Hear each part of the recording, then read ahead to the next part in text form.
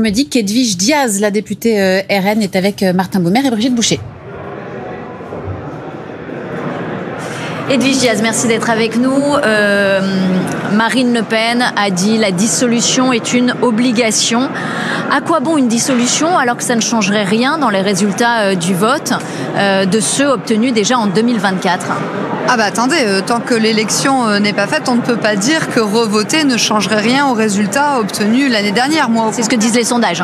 Moi, au contraire, je crois que nous pouvons obtenir la majorité absolue à l'Assemblée nationale parce que beaucoup de Français regrettent de s'être fait avoir l'année dernière quand nos opposants ont agité le chiffon rouge, quand ils ont promis une pluie de sauterelles et donc qu'ils ont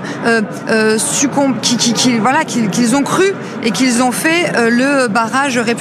Je pense que ça n'arrivera pas la prochaine fois, précisément parce que les Français ont compris que nous, avec Marine Le Pen, Jordan Bardella, nous étions prêts à gouverner ce pays, que nous disposions d'un programme sérieux, solide et surtout applicable et réalisable. Donc je pense au contraire que la dissolution est nécessaire pour débloquer, pour déparalyser le pays, parce que Marine l'a dit, ce blocage et cette paralysie, c'est le fruit des alliances de la honte qui ont eu lieu l'année dernière entre le Bloc central et le Nouveau Front populaire. Le RN au pouvoir, quel projet ?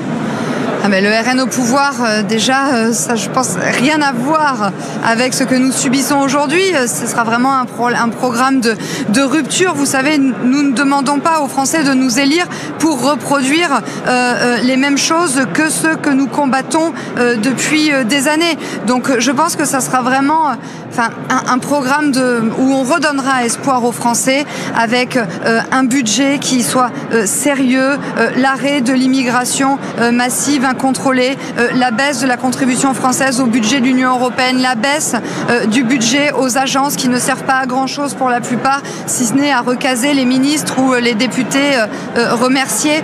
Donc vous voyez en fait un programme qui va redonner du pouvoir d'achat aux Français et de la compétitivité aux entreprises. Edwige Diaz, est-ce que, à défaut de dissolution, l'avenir politique du Rassemblement national ne va pas plutôt se jouer à partir du 13 janvier prochain? Et ce procès en appel pour Marine Le Pen notamment.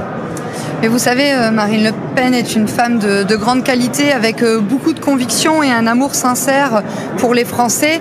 Et donc, elle l'a toujours dit, en fait, que jamais elle ne prendra en considération sa situation personnelle pour dicter ses choix politiques. Le Rassemblement national est prêt à gouverner.